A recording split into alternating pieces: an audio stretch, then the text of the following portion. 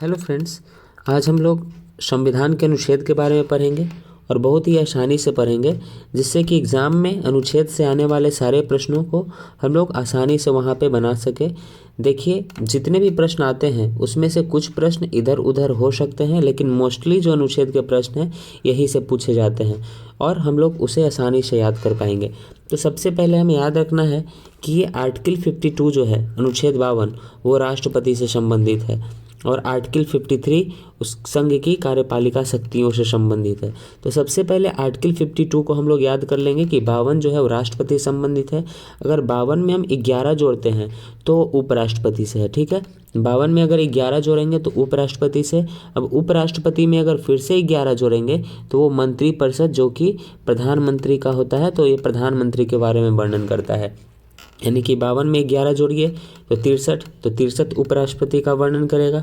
63 में 11 जोड़िए तो वो हो जाता है 74। 74 जो है प्रधानमंत्री का एक प्रधानमंत्री होगा ऐसा बोलता है, ठीक है। 74 के जस्ट नीचे 75 जो है प्रधानमंत्री की नियुक्ति प्रक्रिया को बताता है और प्रधानमंत्री के जस्ट नीचे 76 आर्टिकल जो होता है, आर्टिकल 76, वो भारत में एक महान्यायवादी होगा, इसकी व्याख्या करता है। महान्यायवादी जो होता है वो केंद्र सरकार का सबसे बड़ा वकील होता है, ठीक है। अगर राष्ट्रपति में 101 जोड़ेंगे तो बन जाएगा 153। तो अनुच्छेद 153 जो है वो राज्यपाल के बारे में बताता है और राज्यपाल में अगर सिर्फ और सिर्फ 10 जोड़ेंगे तो ये हो जाता है 163 और 163 जो है वो मंत्रिपरिषद राज्य स्तर पर यानी कि मुख्यमंत्री के बारे में बताता है। तो यहाँ से इतना चीज़ याद हो गया। अब हम लोग देखते हैं कि ये 58 जो है वो राष्ट्रपति की योग्यताओं से संबंधित है। 54 राष्ट्रपति का निर्वाचक मंडल, ठीक है, 54 निर्वाचक मंडल से संबंधित है। 58 योग्यता से संबंधित है। 60 शपथ और 61 महाभियोग। देखिए, महाभियोग का मतलब होता है कि हटाना, ठीक है। तो हम ऐसा कह सकते हैं कि 60 शपथ 61 चलहट, ठीक है। 60 शपथ 61 चलहट, यानी कि 60 में उनको शपथ दिलाया जाता है और 61 में उनको हटाया जाता है, यानी कि महाभियोग लगाया जाता है। 57 जो आर्टिकल है वो पुनर्निर्वाचन से संबंधित है, राष्ट्रपति के पुनर्निर्वाचन से। 72 में देखिए क्या होता है कि 72 को ऐसे पढ़िए, बेहतर, तो बेहतर इसको पढ़िए, ठीक है। यानी कि राष्ट्रपति कुछ बेहतर करता है, तो बेहतर क्या करेगा? क्षमादान करेगा, यानी कि राष्ट्रपति को क्षमादान करने की शक्ति आर्टिकल 72 में है। देखिए 108 जो है ना, आर्टिकल 108, कोई भी शुभ काम होता है तो श्री श्री 108 हम लोग ऐसे जपते हैं, श्री श्री 108। तो दोनों सदनों की संयुक्त बैठक, यानी कि एक शुभ काम है। मान लीजिए ऐसा कि दोनों को साथ लाना है, यानी कि एक शुभ काम है, तो शुभ काम में 108, ठीक है, श्री श्री 108, यानी कि 108 आर्टिकल जो है वो दोनों सदनों की संयुक्त बैठक से है।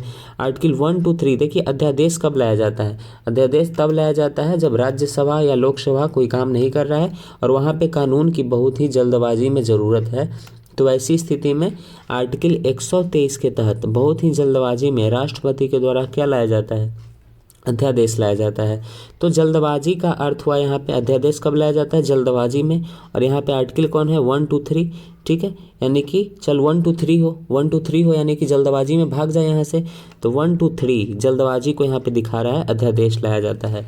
और अगर इसमें 123 में अगर आप यहाँ पर अगर आप 90 जोड़िएगा तो ये बन जाएगा 213, आर्टिकल 213। तो इसमें राज्यपाल के द्वारा राज्य में अध्यादेश लाया जाता है।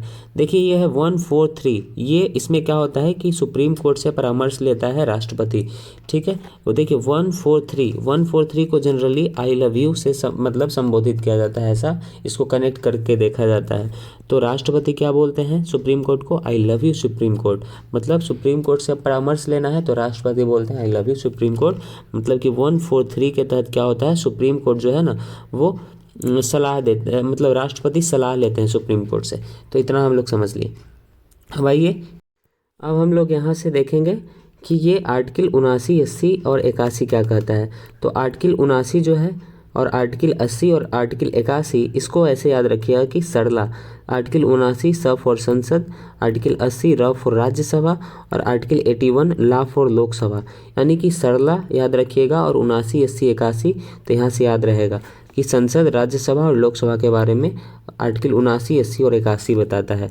आर्टिकल 148 यानी कि 148 जो है वो कैग के बारे में बताता है, यानी कि नियंत्रक एवं महालेखा परीक्षक जो होते हैं, controller and auditor general of India, वो कैग के बारे में कौन बताता है, आर्टिकल 148 बताता है। आर्टिकल 168 विधानमंडल के बारे में, आर्टिकल 170 विधानसभा और आर्टिकल 171 विधान परिषद के बारे में बताता है। देखिए सुप्रीम कोर्ट के बारे में यानी कि उच्चतम न्यायालय की स्थापना के बारे में आर्टिकल 142 बोलता है, और यूपीएससी ये सब का जो होता है, यूपीएससी ये सब की स्थापना आर्टिकल 312 के द्वारा यानी कि 312 के द्वारा की गई है। ठीक है, तो यहाँ से याद रखिएगा। देखिए उच्चतम न्यायालय की स्थापना यहाँ पे सुप्रीम कोर्ट की स्थापना 124 और 324 के द्वारा जो है निर्वाचन आयोग का स्थापना किया गया है। ठीक है, तो ये भी ध्यान रखिएगा साथ ही साथ में। अब देखिए यहाँ पे धन विधेयक 110, ठीक है, धन विधेयक क्या है 110। जैसे कि लग रहा है कि 110 रुपया, 110 रुपया याद रखिएगा कि 110 रुपया यानी कि ये धन है, तो धन विधेयक 110। ठीक है, उसके बाद देखिए कि विधेयकों पर अनुमति या बिट्टो। ठीक है, अब बिट्टो होता है राष्ट्रपति के पास एक अपना शक्ति होता है बिट्टो पावर। तो बिट्टो पावर ऐसा बोलता है, जैसे कैसे बोलते हैं ऑर्डर ऑर्डर ऑर्डर 3 बार, तो उसी प्रकार से बिट्टो विटो विटो यानी कि 3 बार विटो विटो विटो यानी कि 3 बार 1 यानी कि 111 जो है वो राष्ट्रपति को बिट्टो प्रदान करता है। Article 112 budget. देखिए बजट जिसको हम वार्षिक वित्तीय विवरण भी कहते हैं, तो ऐसे याद रखिएगा 112 बजट यानी कि 112 जो है बजट से, 124 सुप्रीम कोर्ट की स्थापना से, 161 राज्यपाल की क्षमादान शक्ति। देखिए 72 में क्या था, 72 में क्या था कि राष्ट्रपति कुछ बेहतर करता था, तो इसमें अगर फिर से आप 89 जोड़िएगा तो वो कितना हो जाएगा 161 हो जाएगा। ठीक है, यानी कि देखिए कुछ भी अगर केंद्र स्तर पर हो तो उसमें अगर आप 89 अगर जोड़ेंगे ना तो वो करीब करीब, ऐसा नहीं कि एग्जैक्टली बोल रहे हैं, और कभी कभी एग्जैक्टली भी वो राज्य स्तर पर पहुंच जाएगा। ठीक है, तो यहाँ पे 72 में राष्ट्रपति जो क्षमादान कर रहे थे, अगर उसमें 89 जोड़ेंगे तो वो हो जाएगा 161। तो इसमें राज्यपाल की क्षमादान शक्ति का वर्णन किया जाता है। अनुच्छेद 210 के तहत राज्य का वार्षिक वित्तीय विवरण, जैसे देखिए यहाँ पे 112 में केंद्र का वार्षिक वित्तीय विवरण, और अगर इसमें 89 जोड़ दीजिए आप, ठीक है, 89 नहीं, अब देखिए यहाँ पे 90 जोड़ना पड़ेगा। ठीक है, हमने बोला था कि कहीं कहीं 89 और कहीं कहीं 90 जोड़ना पड़ता है, यानी कि उसके अगल बगल आप पहुँच जाइएगा। ठीक है, तो इसमें अगर आप 90 जोड़ते हैं तो वहाँ पे पहुँच जाइएगा कि राज्य का वार्षिक वित्तीय विवरण क्या है। आर्टिकल 352 में क्या है, राष्ट्रीय आपातकाल, 356 में राष्ट्रपति शासन और 360 में वित्तीय आपातकाल, ऐसे है।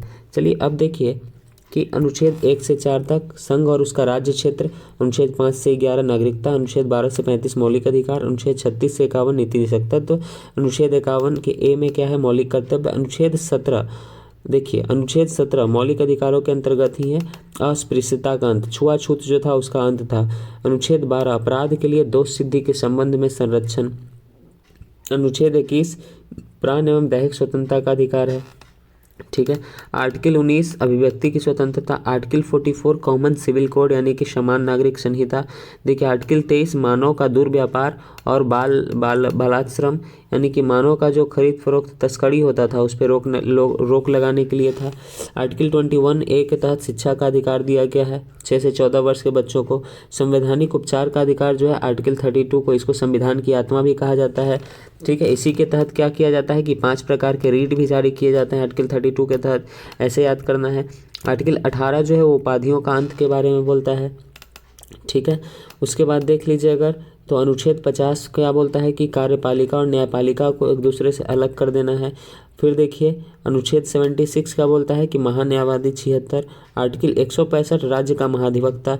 देखिए अब 76 में महान्यायवादी है, तो जिस प्रकार महान्यायवादी जो होता है वो केंद्र स्तर पर मतलब केंद्र स्तर पर केंद्र सरकार का सबसे बड़ा वकील होता है, वैसे ही राज्य स्तर पर राज्य सरकार का सबसे बड़ा वकील जो होता है वो महाधिवक्ता होता है। तो ये केंद्र स्तर पर वाले में अगर 76 में अब फिर से यहाँ पर 89 जोड़िएगा तो 165 आता है। तो देखिए आर्टिकल 165 किसका हो गया, राज्य का महाधिवक्ता हो गया। ग्राम पंचायत को संवैधानिक दर्जा दिया गया आर्टिकल 240 के तहत, 243 के तहत। अनुच्छेद 40 में ग्राम पंचायतों का गठन होगा ऐसा कहा गया था। ठीक है, आर्टिकल 280 वित्त आयोग के बारे में, आर्टिकल 262 अंतर्राज्यीय नदी जल विवाद, ठीक है। देखिए अब दो गो इधर क्या है राज्य हैं, उसके बीच से ऐसे ऐसे मतलब नदी बह रही है, तो किसका इसका कितना पानी पे अधिकार, इसका कितना पानी पे अधिकार, वही है। देखिए 262 दो दो इधर दो गो राज्य हो गए, अब बीच में 6 को ऐसे नदी मान लीजिए। ठीक है, तो यहाँ पे अंतर्राज्यीय नदी जल विवाद का निपटारा 262। आर्टिकल 324 में क्या है, निर्वाचन आयोग है। तो इतना जितना इंपॉर्टेंट लगा उतना हमने किया।